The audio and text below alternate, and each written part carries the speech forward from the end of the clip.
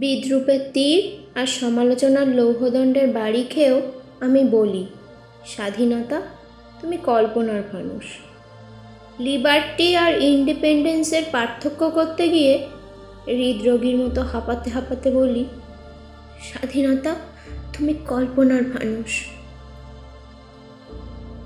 সন্তানহারা বিধবার বোবা কান্না আর বঞ্চিতের ক্ষোভ উগড়ানো দেখতে দেখতে মন্তব্য করি, স্বাধীনতা তুমি কল্পনার ফানুস।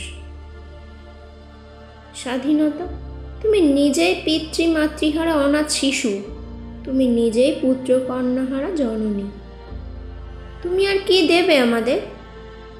আসলে তুমি বার্নিশ করা আর ভেতরে ঘুণ ধরা একটা আলমারি, যেখানে রয়েছে বোকা ছেলেদের কিছু ছবি। কারুর গলায় ফাঁসি, কারুর কোমরে দড়ি, কেউ বা লোহার গারদের মধ্যে। না না, দোষটা ওদের ছিল। আমরা যে বঞ্চিত ব্রিটিশদের চাবুকের আঘাত থেকে, আমরা যে বঞ্চিত ঘৃণায় মাখা অন্ন খুঁটে খাওয়া থেকে, আমরা যে সঞ্চিত শুধু লোভে আর উমেদারিতে, আমরা যে রিক্ত সাইরেনের ধ্বনি থেকে।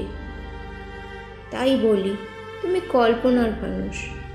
7 দশকের পরও তোমার প্রাণ প্রতিষ্ঠা হলো না নিজের দেশে।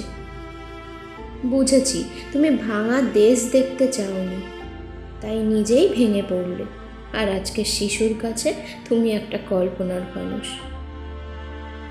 ভারত মাতার পুজো করতে গিয়ে এরকম উদ্ভট কিছু মন্ত্র পাঠ করার স্বভাব হয়ে গেছে। কেন গাইতে পারি না স্বাধীনতার স্তুতি? আর দেশ নেতাদের খুশির গান কেন শিখতে পারি না নতুন কোনো শ্লোক?